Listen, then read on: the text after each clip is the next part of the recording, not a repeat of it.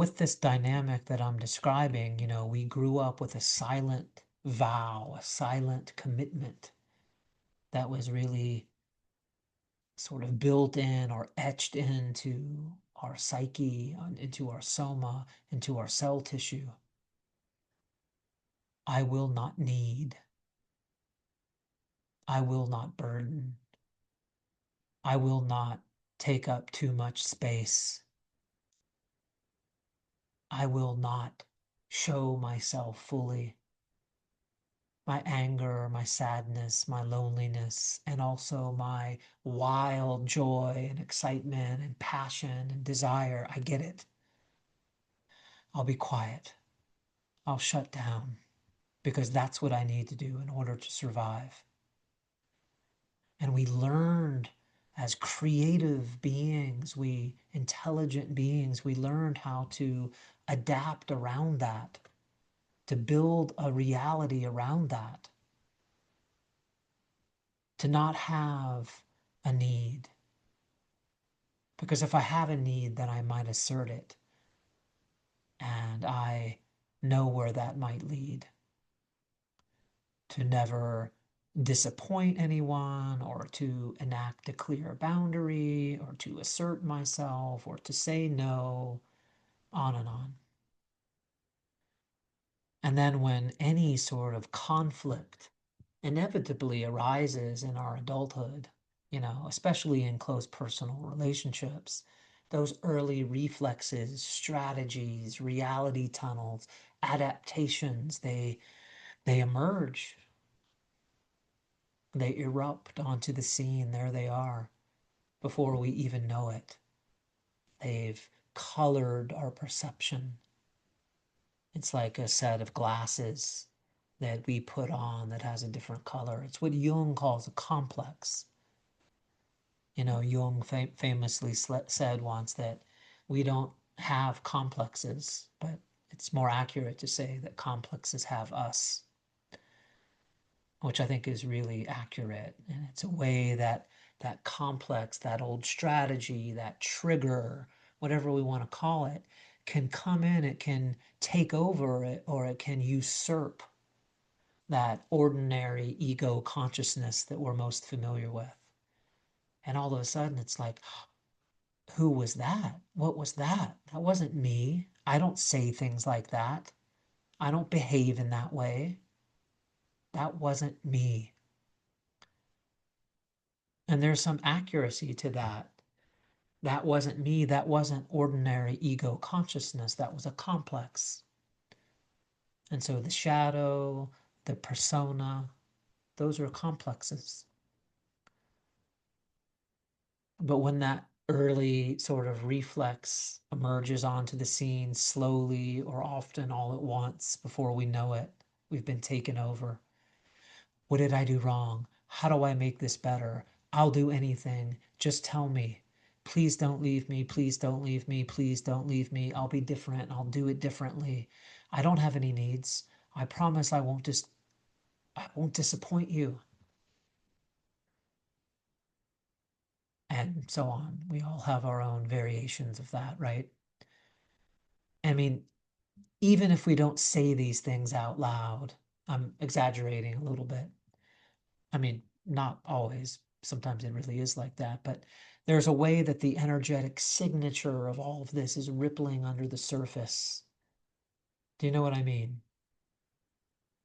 And we find ourselves sort of oscillating between extremes. That one extreme of disappearing in order to stay safe. I'll disappear. And the other extreme of yearning, longing, expressing that need to be known, to be seen, to feel felt and understood. That oscillating between that anxious sort of merging, fusion, and the terror of being distanced and apart. Many of us long to be in close, intimate relationship, of course. And that's very genuine, as we've spoken about. And at the same time, at least in my experience, there's almost always an unconscious investment in not getting too close because we know what's going to be asked of us if we get too close. So there's that terror of intimacy on the one hand, that potential annihilatory consequence of allowing the other to matter, that we're going to get swallowed up, engulfed by them. And the other side of that longing, that ache deep in the soul, that core abandonment sort of wound, where we long for that intimacy, that connection with life more than anything. And also at the same time, there's that unsurety about it all.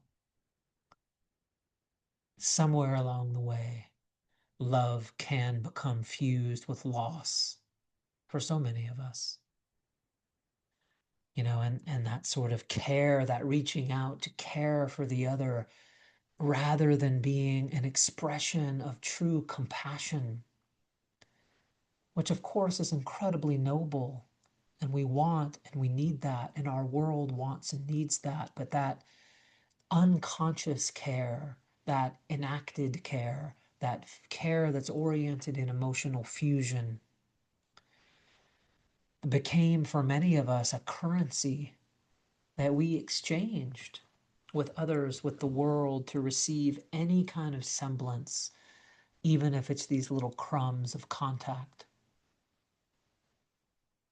And that presence, that true grounded presence, that embodied compassion based in the here and now, felt like a risk that we just couldn't afford.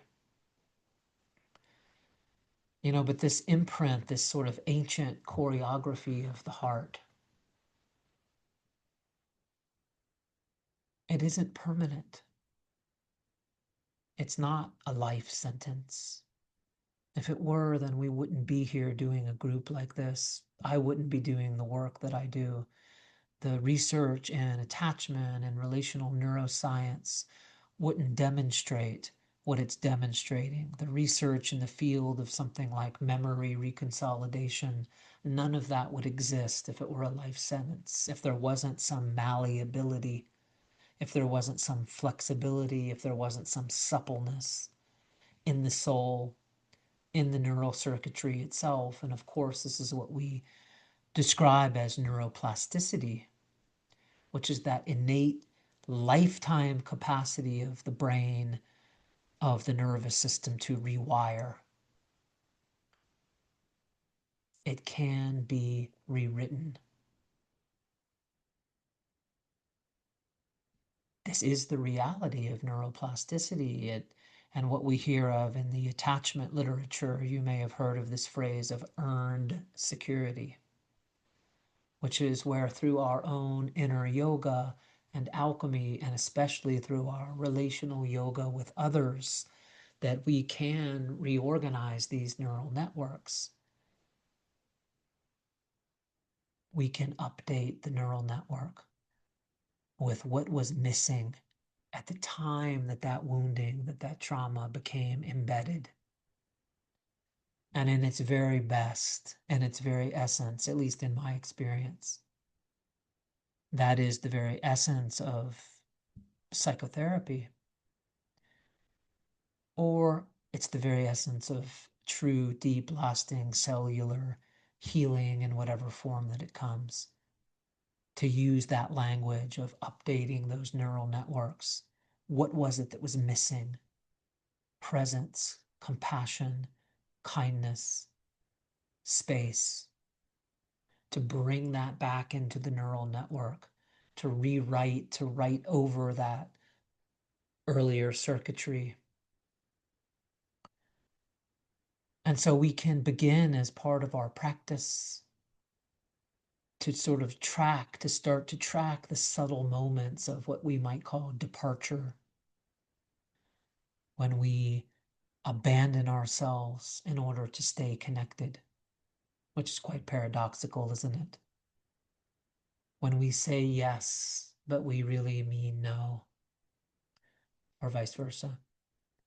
when we override a boundary just to sort of keep that peace, to stay out of that conflict, it's just too much. And, when we notice these moments, they're holy moments, they're invitations, they're openings, they're invitations to choose differently. And it's painful, it's difficult, and it's going to ache and it's going to burn. But welcome to the path of the heart, the one of longing, aching, and burning, as well as joy, as spaciousness, as peace, as unity, as union.